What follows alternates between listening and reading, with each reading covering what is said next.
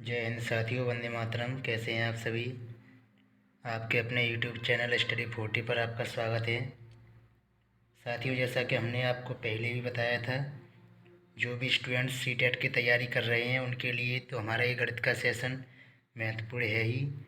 इसके अलावा जो स्टूडेंट बीटीसी कर रहे हैं तथा ऐसे स्टूडेंट्स जो क्लास 6 से क्लास 10th तक किसी भी क्लास में स्टडी कर रहे हैं उनके लिए भी हमारा ये गणित का सेशन बहुत ही महत्वपूर्ण रहने वाला है।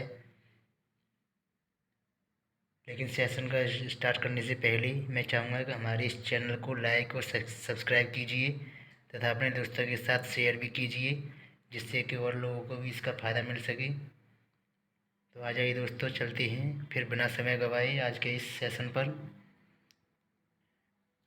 साथियों, आज हमारी मैथ की यानी नंबर सिस्टम की पहली क्लास चलेगी, जिसे बोलते हैं संख्या प्रणाली।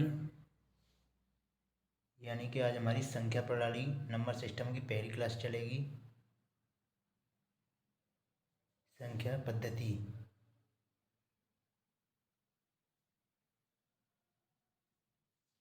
इसे बोलते हैं नंबर सिस्टम।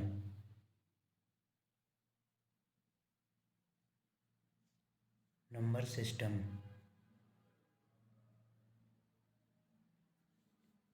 यानी कि नंबर सिस्टम संख्या पद्धति है हमारी आज पहली क्लास है। इसमें देखेंगे, इसमें हम आपको बताएंगे संख्या पद्धति क्या है, संख्या कितने प्रकार की होती हैं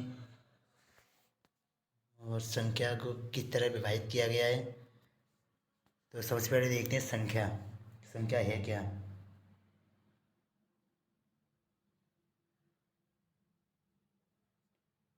संख्या किसे कहते हैं,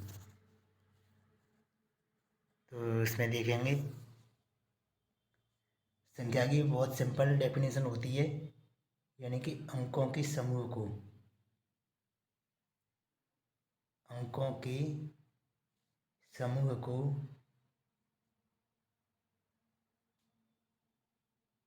अंकों के समूह को संख्या कहते हैं। अंकों के समूह को संख्या कहते हैं।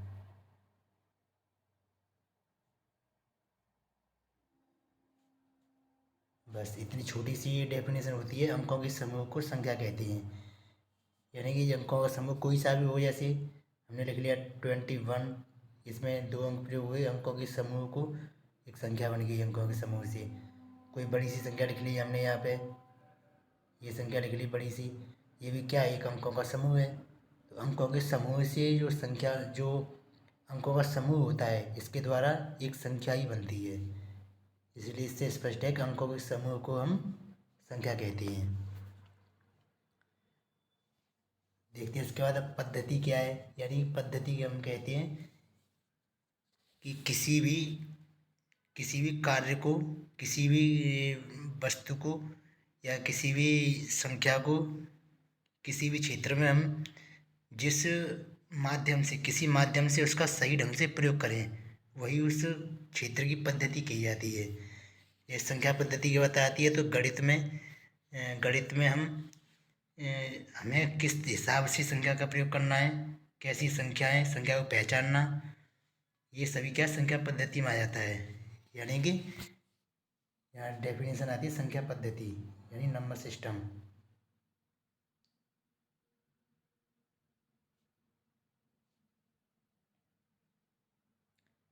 संख्या पद्धति, संख्या पद्धति है क्या ये देखेंगे। संख्या पद्धति की डेफिनेशन हो जाएगी, गणित में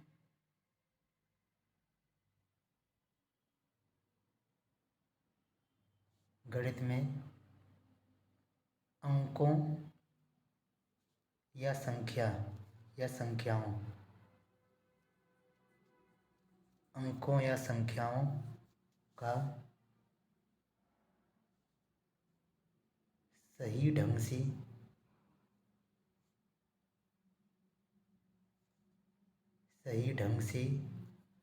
प्रयोग करना, सही ढंग से प्रयोग करना,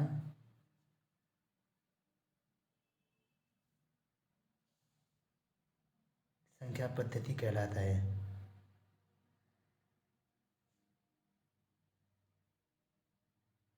संख्या पद्धति कहलाता है।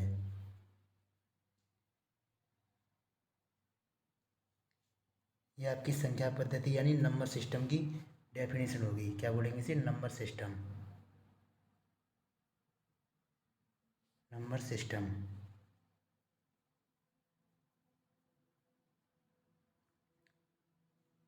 यानी कि गणित में अंकों या संख्याओं का सही ढंग से प्रयोग करना। सही ढंग से प्रयोग करना ही संख्या पद्धति कहलाता है। जैसे कोई संख्या गणित में आएगी तो हमें इसकी कैसा प्रयोग करना है, धनात्मक है, ऋणात्मक है, या परमेय या परमेय, जो भी संख्या है उसका कहाँ प्रयोग करना है, कैसे प्रयोग करना है, यही सब जानकारी प्राप्त करना ही संख्या पद्धति कहलाती है। अब देखते हैं संख्या कितने प्रकार की होती है, संख्या कौन कौन सी होती है, संख्याओं के प्रकार देखते हैं। इसके बाद लिखेंगे संख्याओं के प्रकार।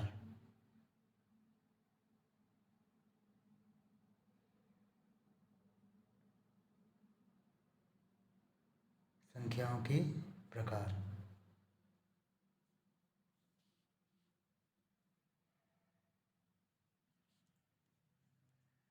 यानी types of number.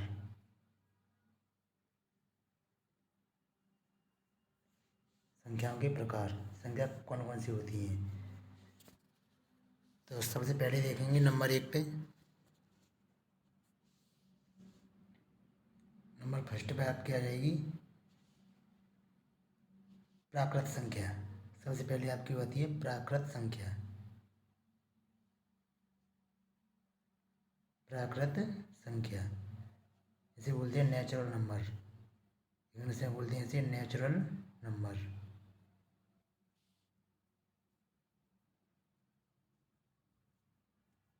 Natural number देखेंगे प्राकृत संख्या नेचुरल नंबर क्या होती है। इसमें देखेंगे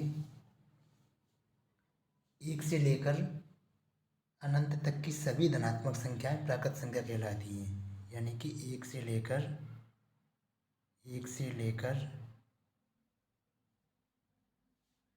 अनंत तक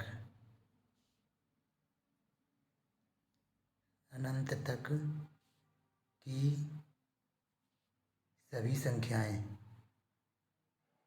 सभी धनात्मक संख्याएं,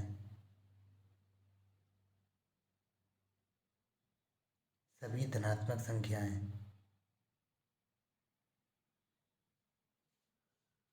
यानी कि 1 से लेकर अनंत तक की, अनंत का मतलब इसकी कोई अंत नहीं है, इसका कोई लिमिट नहीं है। कितनी भी बड़ी से बड़ी संख्या ले लो, उससे भी बड़ी कोई ना कोई संख्या होती है। इसका मतलब स्टार्ट तो 1 से होती है, यानी सबसे छोटी प्राकृत संख्या तो होती है, लेकिन सबसे बड़ी कोई प्राकृत संख्या नहीं होती है। तो 1 से लेकर अनंत तक की सभी धनात्मक संख्याएं प्राकृत संख्या कहलाती हैं। इसमें ऋणात्मक संख्या नहीं आई, केवल धनात्मक संख्या ही आती हैं। 1 2 3 यानी अनंत तक, कोई अंत नहीं है इसका। ये सभी अनंत, ये कैसी प्राकृत संख्या की होती है, नेचुरल नंबर होता है। नेक्स्ट आती है आपका नंबर 2 पूर्ण संख्या।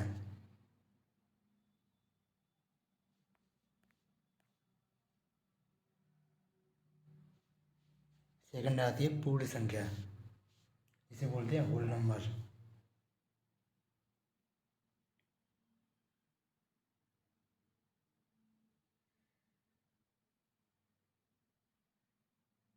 पूर्ण संख्याएं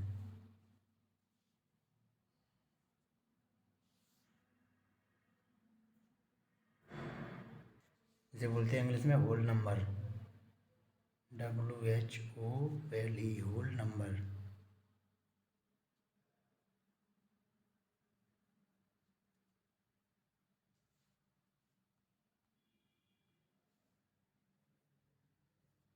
यानी पूर्ण संख्या ऐसे ही बोलेंगे होल नंबर। ये देखें, ये देखते हैं इसमें पूर्ण संख्या क्या होती हैं। इसमें अभी हमने देखा था प्राकृत संख्या, यानी कि अभी हमने देखा प्राकृत संख्या नेचुरल नंबर। यदि नेचुरल नंबर में हम जीरो और जोड़ दें, नेचुरल नंबर में हम जीरो और लगा दें आगे, तो वो संख्या श्रेणी पूर्ण संख्या बन जाएगी। जैसे उसमें हमने लिखा था अभी, इसमें हमने भी लिखा था 1 से लेकर अनंत तक की सभी धनात्मक संख्याएं प्राकृत संख्या होती हैं। इसी तरह इसमें 0 से लेकर अनंत तक, इसमें 0 से लेकर अनंत तक की, इसमें 0 से लेकर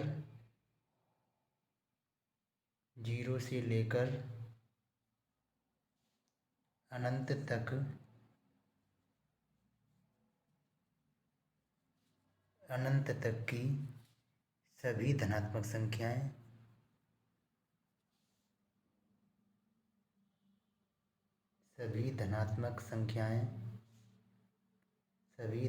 संख्याएं पूर्ण संख्या कहलाती हैं। यानी कि उसमें हमने अभी देखा था प्राकृत संख्या वो 1 से स्टार्ट होती है, लेकिन यदि हमने संख्या 0 से स्टार्ट कर दी, या 0 से स्टार्ट 0 1 2 3 इस तरह चलती जाएगी श्रेणी, कहाँ तक? अनंत तक।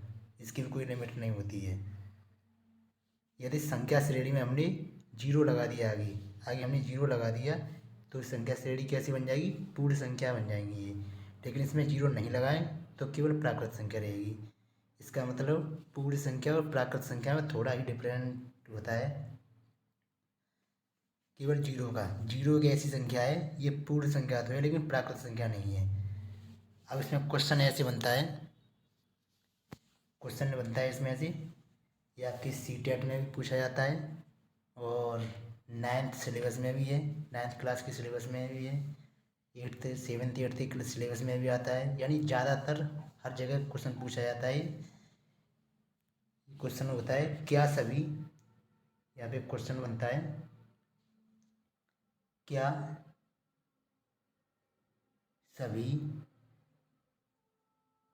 सभी पूर्ण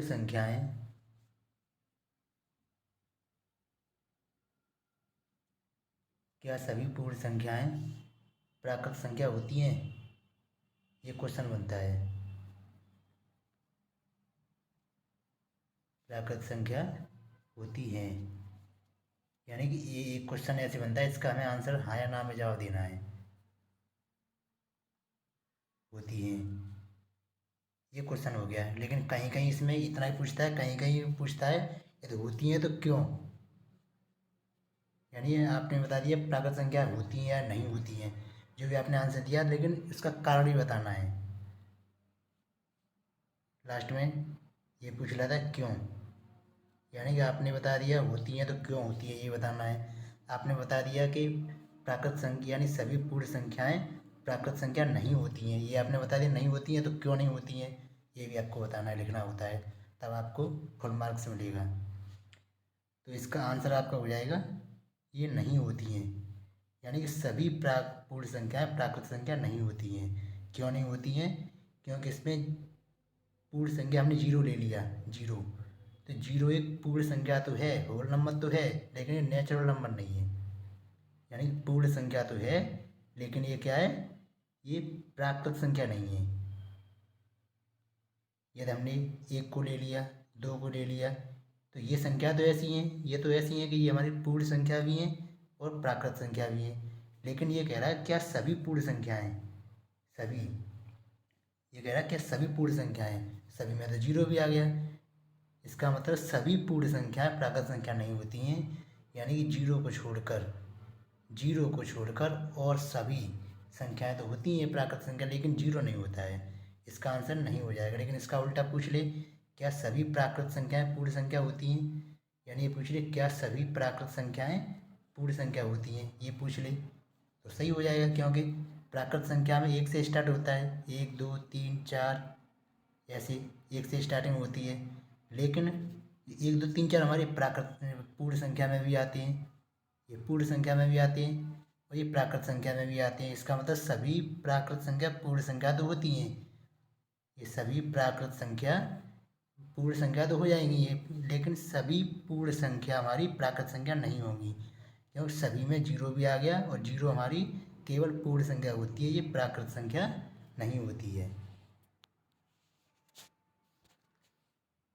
यहाँ तक आपको समझ में आ गया होगा। नेक्स्ट देखते हैं इसके आगे। थर्ड नंबर पे आता है आपका पूर्णांक। नेक्स्ट आता है पूर्णांक, इसे बोलते हैं इंग्लिश में इंटीगर।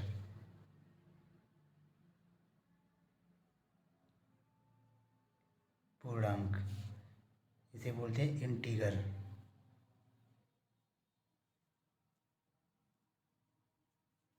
इंटीगर यानी कि पूर्णांक क्या होता है, तो इसमें देखेंगे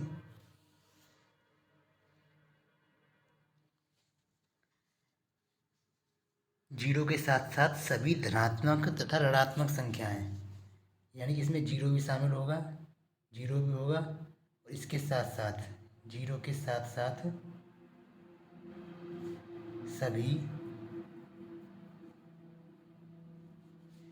सभी धनात्मक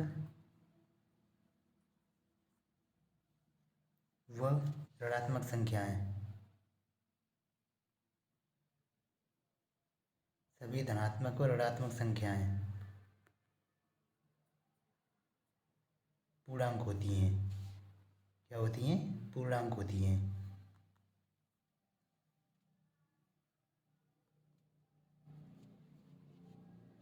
पूर्णांक होती हैं, इसका मतलब हो गया जीरो तो होता है, और जीरो हमारा पूर्ण संख्या में भी आ रहा था, होल नंबर में भी आ रहा था, अब पूर्णांक में भी आ जाएगा।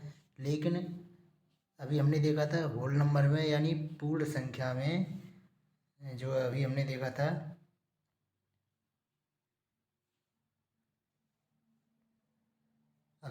पूर्ण संख्या में जीरो आता है, लेकिन जीरो से छोटी कोई संख्या नहीं आती, जीरो से छोटी कोई संख्या नहीं आती, यानी कोई ऋणात्मक संख्या नहीं आती, उस सब संख्या प्लस की होती है। कैसी होती है? सब संख्या से प्लस की होती है, पॉजिटिव।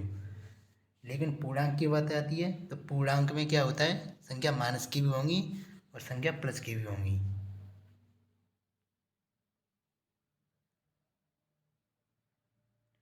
पूर्णांक में यानी इंटीगर में आपकी संख्या माइनस की भी होती हैं, आपकी संख्या माइनस की भी होंगी, -3, -2, -1, 0, फिर प्लस का 1, प्लस का 2, प्लस का 3, डॉट डॉट, इसका मतलब अनंत, यानी माइनस की भी संख्या अनंत होती है, कोई इसकी लिमिट नहीं है, और प्लस की भी संख्या अनंत होती है। इसका मिड पॉइंट होता है जीरो, मिड पॉइंट इसका जीरो होता है। पूर्णांक हमेशा जीरो पर डिपेंड रहता है। ज़्यादातर श्रेणी पूर्णांकों की ऐसी होती है कि जितनी संख्या प्लस की होती होंगी उतनी संख्या माइनस की होती है, यानी प्लस की संख्या और माइनस की संख्या की गिनती बराबर होती है। ये होता है पूर्णांक यानी इंटीगर। पूर्णांक में हम ऋणात्मक संख्या भी ले सकते हैं और धनात्मक संख्या भी ले सकते हैं, और जीरो भी होता है। ये सभी पूर्णांक होती हैं। ऐसे इसमें क्वेश्चन बनता है, क्या सभी पूर्णांक पूर्ण संख्या होती हैं? क्या सभी पूर्णांक पूर्ण संख्या होती हैं? तो नहीं होती। क्यों नहीं होती? क्योंकि पूर्णांक में तो जीरो भी आ गया, पूर्णांक में माइनस की संख्या भी आ रही है। यदि हमने -3 ले लिया तो -3 पूर्णांक तो है, इंटीगर तो है, लेकिन ये पूर्ण संख्या नहीं है, होल नंबर नहीं है। इसलिए सभी पूर्णांक पूर्ण संख्या नहीं होती, लेकिन सभी पूर्ण संख्याएं 0, 1, 2, 3, 4, 5 जो भी होंगी वो पूर्णांक तो होंगी, लेकिन सभी पूर्णांक पूर्ण संख्या नहीं होती है। नेक्स्ट देखते हैं इसके बाद सम संख्या यानी कि इवन नंबर। इसके बाद आता है इवन नंबर, इसे बोलते हैं सम संख्या।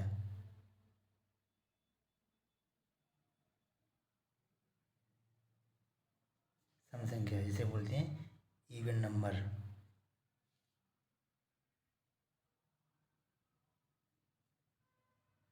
इवन नंबर, इसमें देखते हैं सम संख्या क्या होती हैं। इवन नंबर का मतलब हो गया जिसमें दो का भाग पूरी तरह जा सके, कोई भी नंबर होते हैं, यानी जो संख्या दो से पूरी तरह विभाजित हो, वे सभी संख्याएं वे सभी संख्याएं वे सभी संख्याएं जो दो से पूर्णतः विभाजित हों, जो दो से पूर्णतः विभाजित हों, जो दो से पूर्णतः विभाजित हों। वे सभी क्या होती हैं? सम संख्या होती हैं।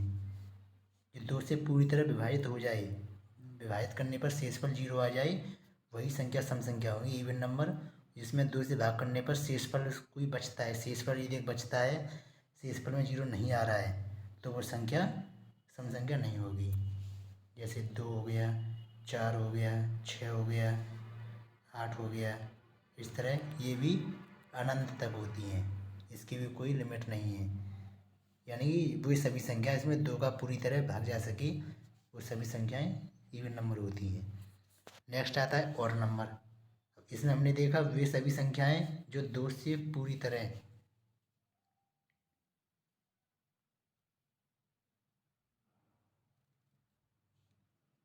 इसमें हमने देखा जो दो से पूरी तरह विभाजित हों, वो तो सम संख्या होती हैं। लेकिन इसके विपरीत देखें, दो से पूरी तरह विभाजित न हों, दो से पूरी तरह विभाजित न हों तो कैसी हो जाएंगी? और नंबर हो जाएंगी, विषम संख्या। वही देखते हैं इसके बाद नेक्स्ट, विषम संख्याएं। इसके बाद आता है विषम संख्याएं। विषम संख्याएं ये आपकी कौन से नंबर की? 5वें नंबर की संख्या आ गई 5, यानी विषम संख्याएं। इसे बोलेंगे विषम संख्याएं।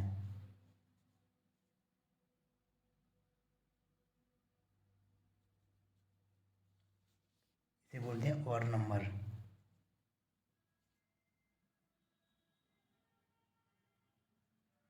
इसे बोलेंगे और नंबर। विषम संख्या क्या होती हैं? अभी हमने इवन नंबर यानी सम संख्या की डेफिनेशन लिखी थी, सेम उसी का विपरीत हो जाएगा, उसी का विपरीत हो जाएगा। तो विषम संख्या में आ जाएंगी वे सभी संख्याएं वे सभी संख्याएं वे सभी संख्याएं जो दो से पूर्णतः विभाजित न हों, दो से पूर्णतः विभाजित न हों, वे सभी संख्या कैसी होती हैं? विषम संख्या होती हैं और नंबर। यानी कि वे सभी संख्याएं जो दो से पूर्णतः विभाजित न हों, वे सभी संख्याएं विषम संख्या होती हैं। सम संख्याएं इवन नंबर क्या थी? वे सभी संख्याएं जो दो से पूर्णतः विभाजित हों, वो सम संख्या होती हैं।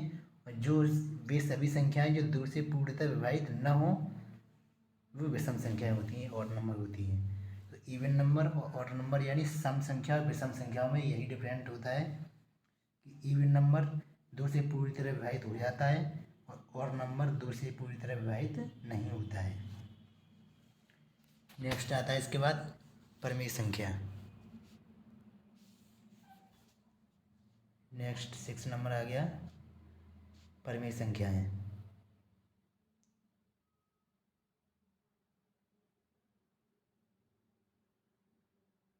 परमेय संख्याएं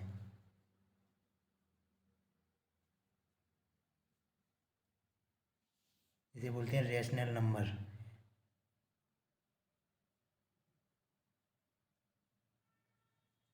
रेशनल नंबर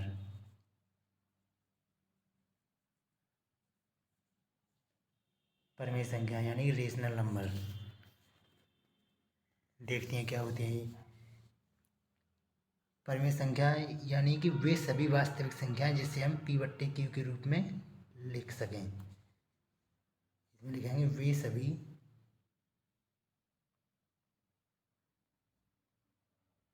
वे सभी वास्तविक संख्याएं वे सभी वास्तविक संख्याएं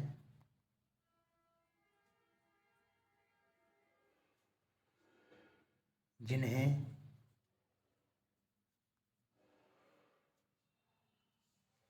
जिन्हें हम P/Q के रूप में लिख सकें, P/Q के रूप में लिख सकें। वे सभी संख्याएं परिमेय संख्या होती हैं, यानी रेशनल नंबर होती हैं। वे सभी वास्तविक संख्याएं जिन्हें हम P/Q के रूप में लिख सकते हैं, जहाँ Q यानी कि जो Q होगा वो is not equal to zero, Q का मान जीरो नहीं होना चाहिए। यानी कि इसे भिन्नात्मक संख्या भी कहते हैं, इसे हम भिन्नात्मक संख्या भी कहते हैं, यानी कि इसे भिन्न भी बोलते हैं अपनी भाषा में। तो वे सभी संख्याएं जिसे हम P/Q के रूप में लिख सकते हैं, यानी अंश बट्टे हर, तो वही संख्याएं परिमेय संख्या होती हैं। लेकिन Q का मान जीरो नहीं होना चाहिए, यानी बट्टे में जीरो नहीं आना चाहिए। P का मान तो जीरो हो सकता है, P का मान जीरो हो सकता है, लेकिन Q का मान जीरो नहीं होना चाहिए, Q का मान जीरो नहीं होना चाहिए। जैसे हमने देख लिया, हमने कोई संख्या एग्जाम्पल में जीरो ले लिया, हमने ले लिया जीरो, क्या ये परिमेय संख्या है? तो ये हाँ परिमेय संख्या है। क्यों है? क्योंकि इसके बट्टे में एक छिपा हुआ है, इसके बट्टे में एक छिपा हुआ है, यानी P का मान तो जीरो हो सकता है, P का मान जीरो हो सकता है, लेकिन Q का मान जीरो नहीं होगा। Q का मान हमेशा क्या होगा? Q का मान हमेशा एक प्राकृत संख्या ही होना चाहिए, या पूर्ण संख्या ही होना चाहिए। P का मान पूर्ण संख्या में जीरो भी हो सकता है, लेकिन Q का मान हमेशा प्राकृत संख्या ही होना चाहिए। इसमें जीरो, Q का मान में जीरो नहीं आएगा, वही परिमेय संख्या होती है। या फिर कह सकते हैं हम जिसका स्पष्ट मान होता है, जिसे हम स्पष्ट कर सकें, वही परिमेय संख्या होती है। नेक्स्ट आता है इसके बाद अपरिमेय संख्या, इसी के विपरीत, इसी के विपरीत। तो 6 हो गए, देखेंगे 7 नंबर पे देखेंगे अब।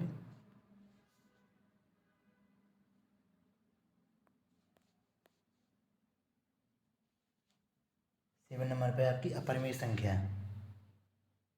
अब आती हैं अपरिमेय संख्याएं।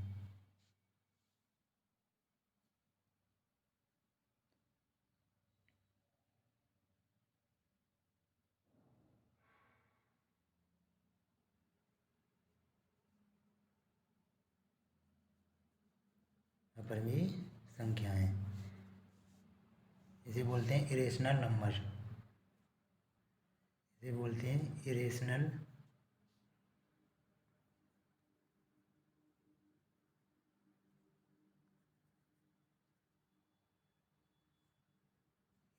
नंबर,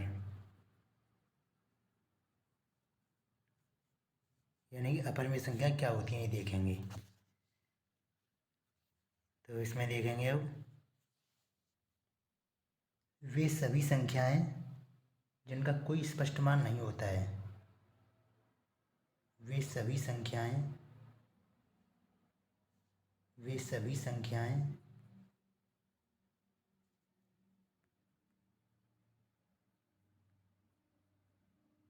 वे सभी संख्याएं जिनका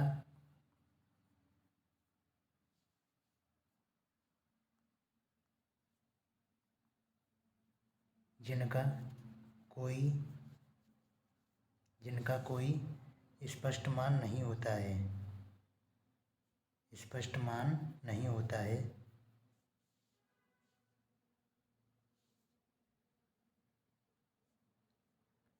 स्पष्ट मान नहीं होता है, वे सभी संख्याएं अपरिमेय संख्या होती हैं। ये संख्या क्या है? ज़्यादातर रूढ़ में होती हैं, ज़्यादातर रूढ़ में होती हैं। जैसे एग्जाम्पल में समझें तो √2 हो गया, √3 हो गया, √5 हो जाएगा। यानी कि इनका कोई स्पष्ट मान नहीं होता है, इनको हम स्पष्ट व्यक्त नहीं कर सकते। पाई हो गया, ये भी एक अपरिमेय संख्या है, लेकिन यदि पाई का मान होता है, पाई का मान होता है 22/7, पाई का मान होता है 22/7। यदि पाई का मान देखें तो पाई का मान तो कैसा होता है, ये परिमेय संख्या होता है। लेकिन पाई जो पाई है, पाई को हम किसी में प्रयोग करेंगे, ये कैसा होता है, ये परिमेय संख्या नहीं होता है। लेकिन पाई का मान स्पष्ट हो जाए, पाई का मान रखें तो ये परिमेय संख्या हो जाता है। लेकिन केवल पाई को रखें, पाई का मान प्रयोग नहीं करना, केवल पाई प्रयोग करना है, तो ये क्या है, ये परिमेय संख्या नहीं होता है। और पाई का मान परिमेय संख्या होता है, इस बात को याद रखना। नेक्स्ट देखते हैं इसके बाद अभाज्य संख्या यानी प्राइम नंबर। प्राइम नंबर,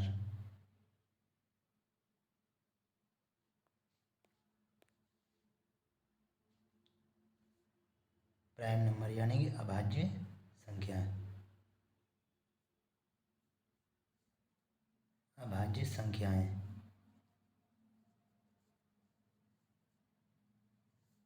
इसे बोलते हैं प्राइम नंबर, इसे बोलते हैं प्राइम नंबर, इंग्लिश में बोलते हैं प्राइम नंबर।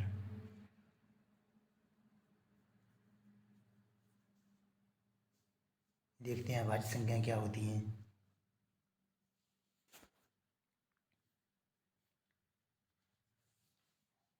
इसमें देखेंगे प्राइम नंबर का मतलब वे सभी संख्याएं,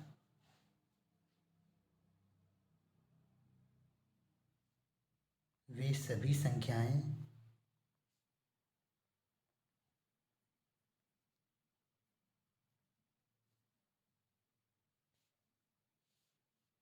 वे सभी संख्याएं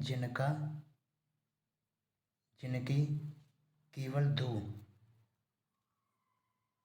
न तो दो से ज़्यादा होंगे न दो से कम, केवल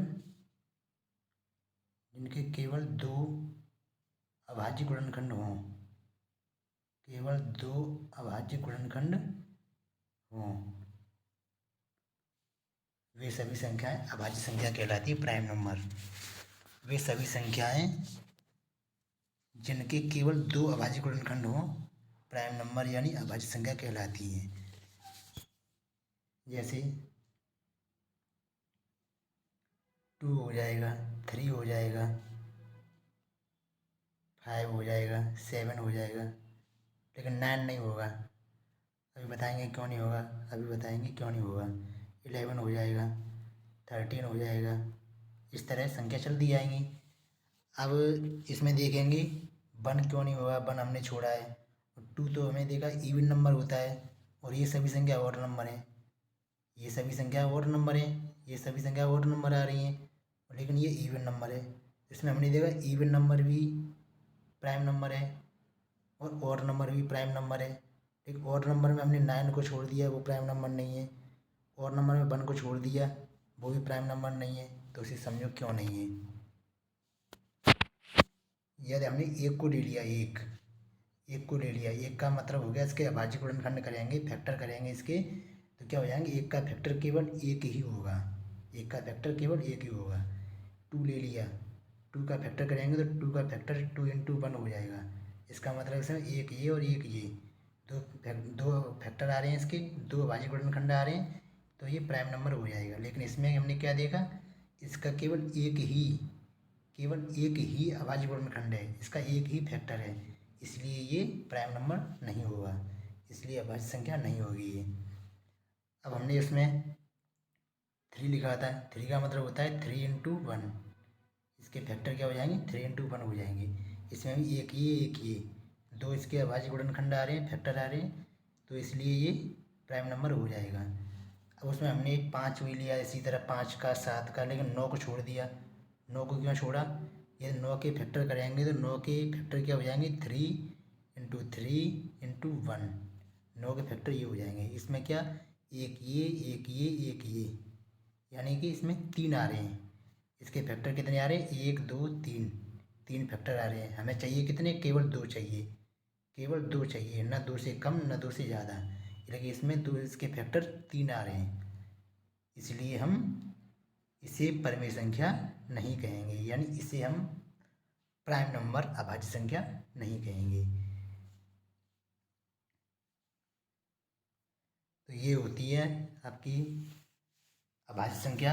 और भाज्य संख्या क्या होती है? भाज्य संख्या वे होती हैं कि जिनका मतलब दो से अधिक अभाज्य गुणनखंड हो। जिनका दो से अधिक अभाज्य गुणनखंड हो वो भाज्य संख्या होती हैं। लेकिन अभाज्य संख्या की दूसरी और डेफिनेशन होती है, एक तरह से हम कह सकते हैं कि वे सभी संख्याएं, लिखना चाहो तो लिख लो, वे सभी संख्याएं जो स्वयं यानी एक तथा स्वयं के अतिरिक्त, जो एक तथा स्वयं के अतिरिक्त किसी तीसरी संख्या से विभाजित न हो, वे सभी संख्याएं अभाज्य संख्या होती हैं। और भाज्य संख्या का मतलब वे सभी संख्याएं जो स्वयं के अतिरिक्त, एक तथा स्वयं के अतिरिक्त किसी तीसरी संख्या से भी विभाजित हो जाएं, वो भाज्य संख्या होती हैं। जैसे हमने अभी 9 को लिया है तो 9 को हम देखेंगे ये 3 से भी डिवाइड हो जाएगा और 1 से भी डिवाइड हो जाएगा और 9 से भी डिवाइड हो जाएगा। तो कैसी होगी? भाज्य संख्या हो जाएगी। लेकिन हमने 7 ले लिया, 7 को देखेंगे केवल या तो 1 से डिवाइड होगा या 7 से ही डिवाइड होगा। तो ये भी डेफिनेशन होती है। तो जो संख्या जो एक तथा स्वयं से, एक से तथा स्वयं खुद से डिवाइड हो जाए, केवल एक से या स्वयं अपने से ही डिवाइड हो, वही संख्या क्या होती है? प्राइम नंबर होती है, अभाज्य संख्या। लेकिन जो संख्या स्वयं और खुद से यानी स्वयं से और एक के अलावा किसी तीसरी संख्या से भी डिवाइड हो जाए, वो संख्या भाज्य संख्या होती है, वो प्राइम नंबर नहीं होगी। साथियों, आज की क्लास हम यहीं स्टॉप करते हैं। कैसी लगी हमारी आज की क्लास? कमेंट बॉक्स में ज़रूर बताएं। और साथ ही साथ हमारे इस चैनल को लाइक और सब्सक्राइब कीजिए तथा बेल आइकन को ऑल पर क्लिक कीजिए, जिससे सभी क्लासों का नोटिफिकेशन समय से आपके पास पहुंचता रहे। तो दोस्तों, फिर मिलेंगे अगली वीडियो में। तब तक के लिए जय हिंद।